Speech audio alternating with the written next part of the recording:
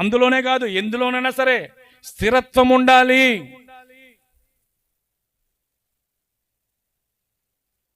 ఆదివారం అనుకుంటాడు రేపు పొద్దున్నే పనికి వెళ్ళిపోవాలని, కానీ సోమవారం వాడు బాడు. ఎందుకని? మనసు స్థిరత్వము, వాడు మనసు వాడు కంట్రోల్లో ఉండదు.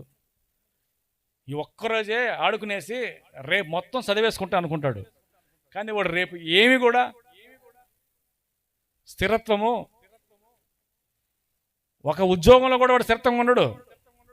నువ్వు 10 ఉద్యోగాలు పెడితే 10 మానేసి ఉంటాడు. ఏమరా అంటే వాడికి స్థిరత్వం ఉండదు. వాడికి ఏదో ఒక సాకు, ఏదో ఒక కొండ సాకు చెప్పి ఉద్యోగాలు మానేస్తూనే ఉంటాడు వాడు. ఇలాంటి మనస్సు కలిగిన వాళ్ళు ఉంటారు. హల్లెలూయా, హల్లెలూయా. స్థిరత్వం లేనటువంటి మనస్సు వాళ్ళది. యెషయా గ్రంథం 14వ అధ్యాయం 24లో ప్రభు అంటాడు,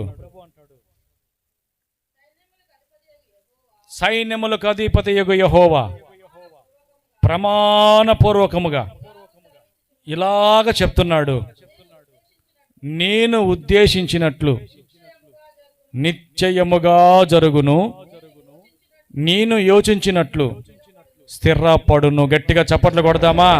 స్థిరపరచగలిగిన దేవుడు నీ మనస్సును, నీ హృదయమును, నీ అంతరంగమును స్థిరపరచగలిగిన దేవుడే మాట్లాడుతున్నాడు. నేను ఉద్దేశించినట్లే దానిని స్థిరపరుస్తాను. ఆమేన్, హల్లెలూయా.